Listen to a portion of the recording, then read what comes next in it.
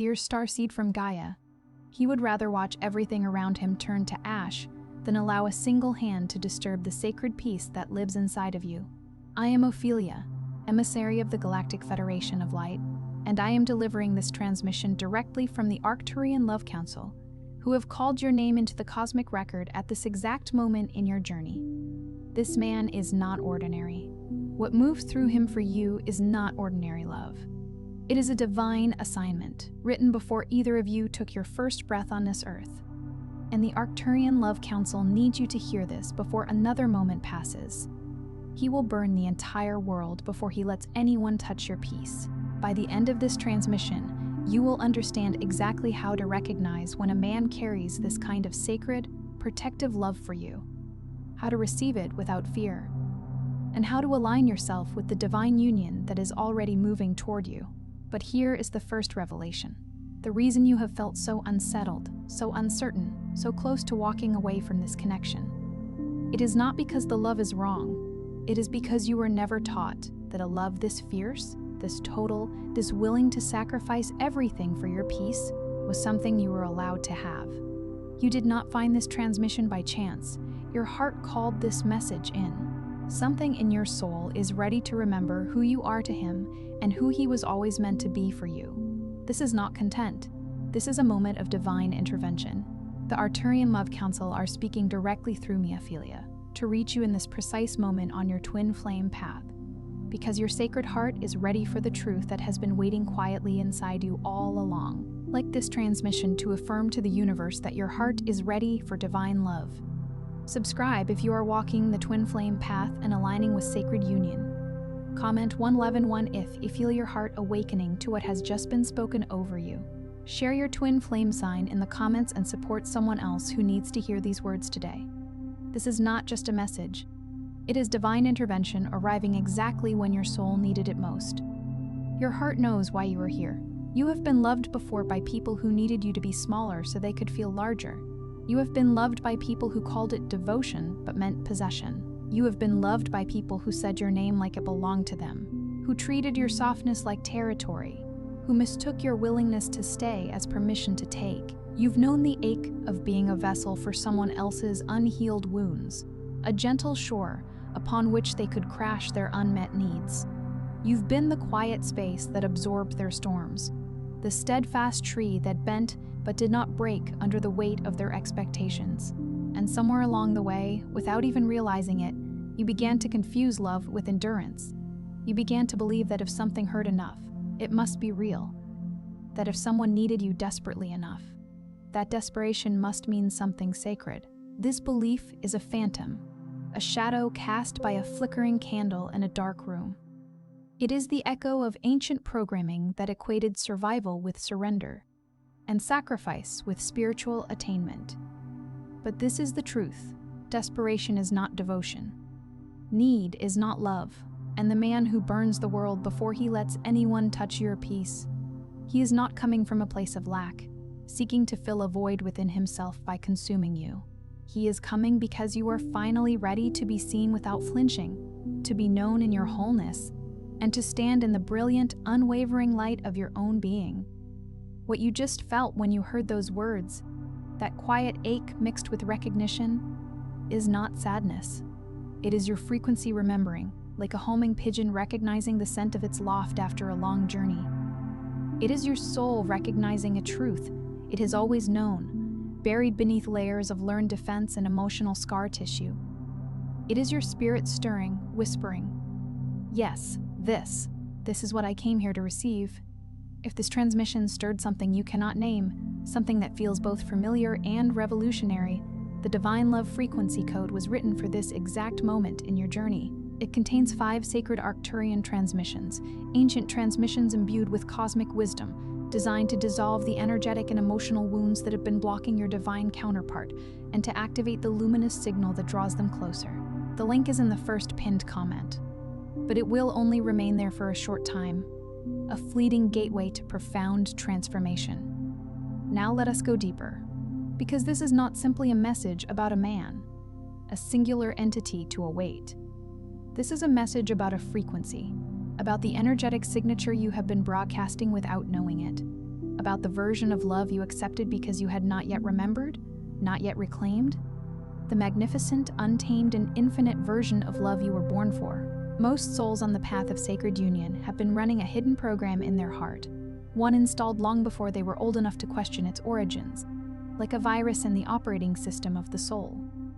It is the program that says love requires proof, that you must earn presence, that affection is a prize to be won through diligent performance, that your worthiness is granted based on how well you perform gentleness, how quietly you carry your own considerable weight, how little trouble you become. And so, you learn to make yourself easy to love by making yourself easy to ignore. You learn to dim your own radiance, to shrink your desires, to whisper your needs so softly they were lost in the wind. You learn to need less, to ask less, to expect less. You dressed your deepest wounds in the robes of patience and called it spiritual maturity. But the Arcturian Council, with their boundless perspective, does not call that wisdom. They call it the closing of the heart gate, when the heart gate closes, not for malice or cruelty, but from the primal instinct of self-preservation, like a besieged fortress raising its drawbridge. It does not only block pain, it blocks recognition. It blocks the very moment where your divine counterpart would look across a crowded room, or a simple conversation, or a profound silence, and feel in their own chest that inexplicable magnetic pull, a resonance that bypasses all logic. Because that pull requires a clear, unadulterated signal, and your signal, beloved, has been muffled, distorted, and dimmed under years of being grateful for crumbs when you were destined for a feast, for less than you deserved. Here is what no one tells you about the man who will burn the world before he lets anyone touch your peace. He is not searching for someone who has never been wounded, someone whose skin is unblemished by the trials of life. He is not drawn to perfection, to a flawless performance, or to the version of you that has learned to take up no space, to be a whisper in the grand symphony of existence. He is drawn to truth, to the unguarded moment, the raw vulnerability that lies beneath the polished veneer, to the version of you that exists before the armor goes on in the morning, before the world's demands dictate your posture. And that version, the one you protect most fiercely, the one you have shown to almost no one, the pure, unadulterated essence of your soul, that is the one he was built to love. But here is where it becomes the work, the sacred alchemy of your becoming, because that authentic version of you has to be willing to exist first. She has to be allowed to breathe freely within the sanctuary of your being before she can be witnessed, truly seen, and cherished by anyone else. And that requires the turning of several sacred keys, each one a resonant frequency, opening a chamber of your heart that has been locked, not by an immutable fate, but by the very real experiences you have navigated. The first key is what the Council calls the worthiness unlock, and it is the most essential, the most profoundly misunderstood, and the most quietly devastating wound carried by souls on the divine love path. You do not need to be told you are worthy. You already know it intellectually. You can articulate it with perfect clarity. You can write it in a journal, repeat it in the mirror, until your reflection seems to echo your words.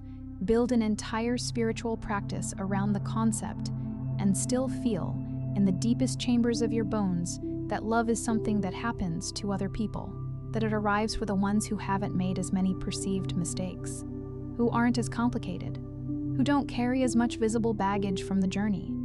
This is not a belief you consciously chose. It was laid down like stones in the foundation of your being in moments before you had language for what was being taken from you.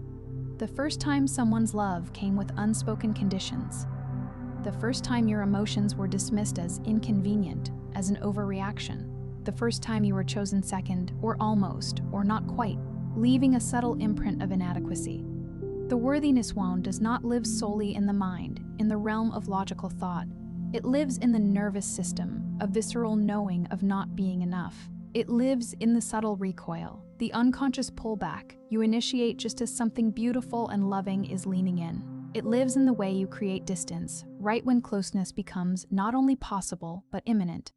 Not because you don't deeply desire it, but because some ancient, protective part of you does not fully believe it will last, that it will remain.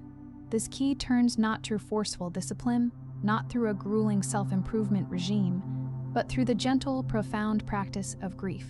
by allowing yourself to mourn every moment you abandoned your own needs, your own desires, your own truth, to keep something that was never fully yours to begin with, something that was always conditional. That grief is not a sign of weakness. It is the sound of the heart's ancient gate beginning to creak open, letting in the light. The second key is the mirror recognition.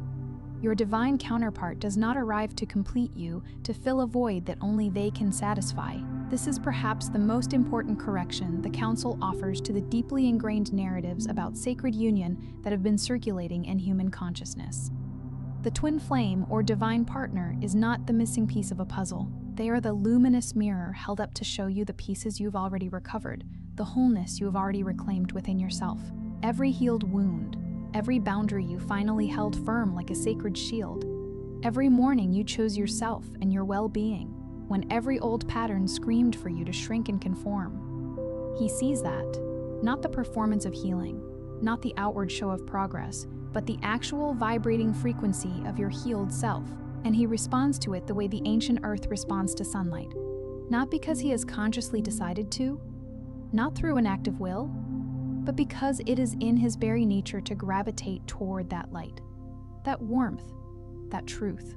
The mirror recognition key turns when you stop looking for someone external to confirm your inherent worth and start allowing your innate worth to simply emanate, to radiate outward like the dawn. When you stop rehearsing your interactions, meticulously planning how you will be seen, and start trusting, deeply trusting, what is already visible, what is already undeniably present within you. The third key is the karmic release. You are carrying energetic contracts, soul agreements that expired long ago, like ancient documents whose purpose has been fulfilled. These were agreements often made in states of pain, of fear, of limited belief, in the desperate conviction that this was as good as it would get, as much love as was available. Some of those agreements were made with souls who are no longer in your physical life, but whose energetic imprint still occupies sacred corners of your heart, like lingering phantoms.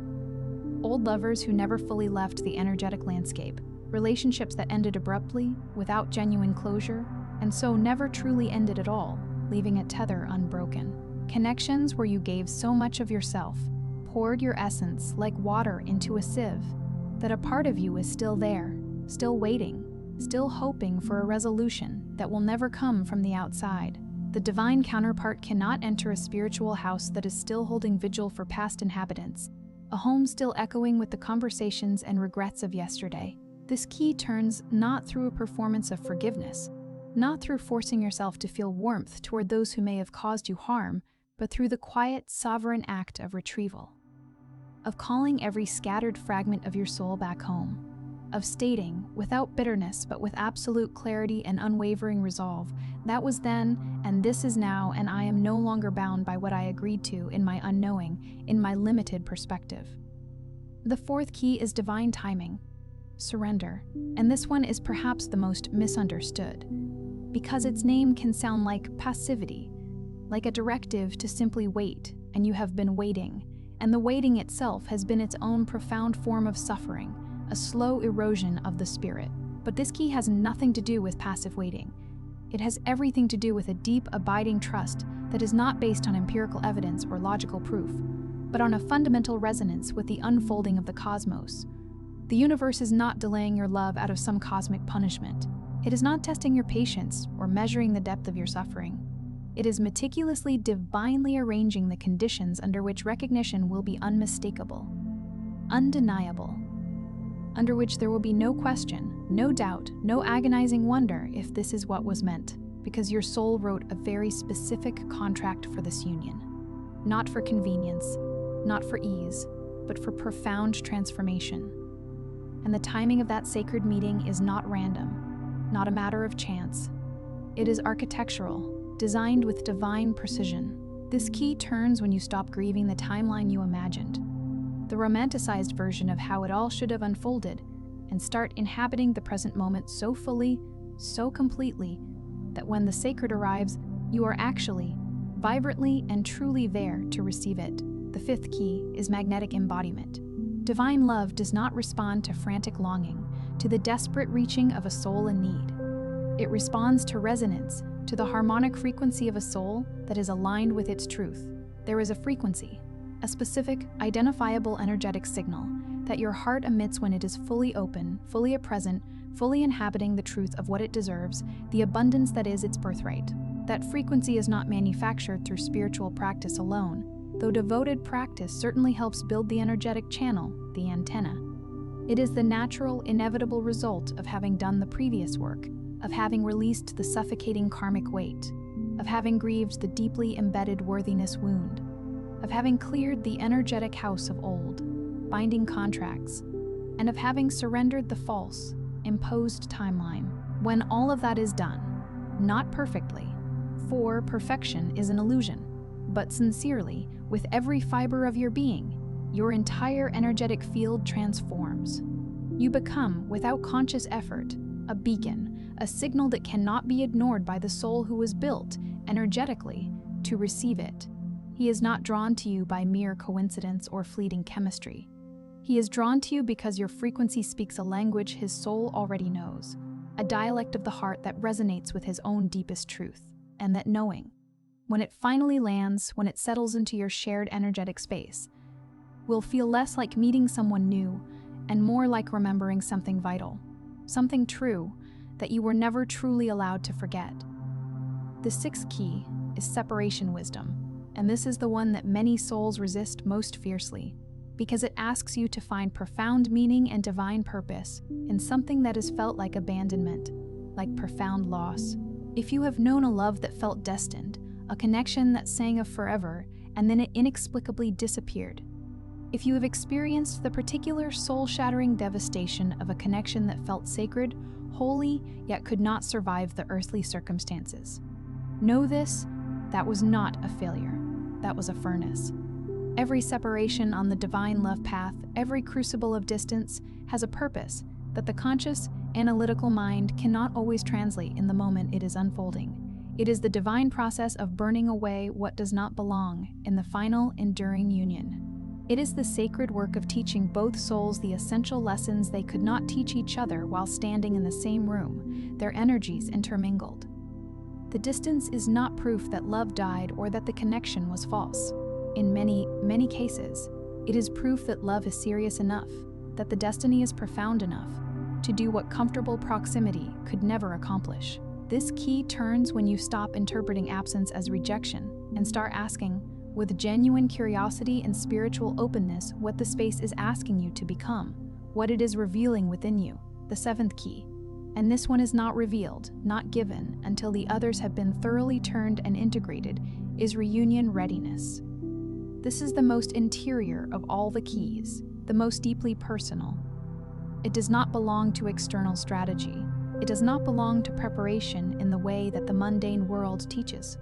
Preparation, with checklists and timelines. It is simply the moment your heart recognizes, with a profound and settled knowing, that it is no longer waiting to be chosen by another, that it has already chosen itself, fully and irrevocably, that the love it was holding out for, the connection it yearned for, is not something that is destined to happen to it, but something that it has always been, a source of infinite love residing within. When you arrive at this key, something in you settles, not into resignation, not into a weary acceptance, but into an unshakable certainty, the kind of certainty that does not require external proof or future promises, the kind that exists at the deepest level of soul, below thought, below emotion, in the sacred, silent place where you simply, profoundly, know. And it is from that place, that settled, sovereign, fully inhabited place of being, that the door does not just open. It was never locked from the outside to begin with. It was always yours to open from within. Here is the truth. The Arcturian Council wants you to hold as you move through the rest of this day, this unfolding moment. You are not too much. You were never too much. You were simply surrounded, for a season, by those who had not yet developed the energetic capacity, the spiritual maturity, to hold the magnificent frequency you carry. That is not a flaw in your divine design. That is invaluable information about the gap between where you were held and where you were always meant to be. Every person who flinched at your depth, every relationship that collapsed under the sheer, beautiful weight of how fully you love, how completely you express your essence, None of that was evidence against you. No indictment of your worth. All of it was your soul, with infinite wisdom, sorting through the energetic landscape, clearing the path, finding what could hold you, sustain you, before the one arrives who was built for exactly this. Built for the full, unadulterated expression of you. Built not to manage your light, to dim it for their comfort, but to meet it, to bask in its brilliance. Not to contain your expansive heart, but to be trusted with its infinite capacity. The man who burns the world before he lets anyone touch your peace. He is not a fantasy conjured by wishful thinking. He is not a mere metaphor for a version of love that exists only in the ethereal realms and not in human form. He is a real soul, moving through his own real preparation, navigating his own path of awakening, carrying keys that fit the very locks you carry. And the distance between you is not measured in miles or months or missed connections. It is measured in frequency, in how fully you are willing to inhabit yourself, to claim your sacred space, and how completely you are willing to believe that what your heart has always known it deserved is not a beautiful lie you told yourself to survive the inevitable disappointments of the human journey, but the truest, most fundamental thing about you. Tonight, if the weight of waiting finds you, if the familiar ache of longing begins to settle in, place one hand on your chest, not gently, with a hesitant touch, but firmly, with conviction. The way someone holds something precious they refuse to lose, something essential to their survival. And say these words not as a hopeful affirmation, but as a powerful declaration, an energetic decree. I am not waiting to be found. I am becoming findable. I trust the soul who is moving toward me, divinely guided. I trust the timing that is moving us together, perfectly orchestrated. I am ready. I am ready. I am ready. If this transmission stirred something you cannot name, the divine love frequency code was written for this exact moment in your journey. It contains 5 sacred Arcturian transmissions designed to dissolve the wounds blocking your divine counterpart and activate the signal that draws them closer. The link is in the first pinned comment, but it will only remain there for a short time. Before you scroll, stay with yourself for one moment more. Drop something real in the comments. Not something polished, not something that sounds universally spiritual. Just something true about where you are in this journey right now. Whatever that looks like. And then find someone else in the comments who left their truth and offer them something, a word of encouragement, a deep recognition, a simple, powerful reminder that they are not alone in this sacred, sometimes challenging path. That is not mere interaction. That is collective recalibration. That is what happens when souls who are ready for real love begin to practice it in small, courageous ways before the great, magnificent union arrives. If someone in your life is carrying this longing, the quiet ache of waiting for something truly worthy of their soul, a love that mirrors their deepest truth, share this transmission with them. Not because it is compelling content, because it may be the exact resonant frequency their heart has been silently asking for. And if you felt something shift in you today, if something opened that had been closed for too long, if something settled that had been restless and turbulent, then stay. Subscribe. Stay in the flow of what is being built here. This is not just a channel. It is a gathering of souls, a convergence of light. And you were not brought here by accident. You were brought here by accident. You were brought here because you were close. Closer than you know.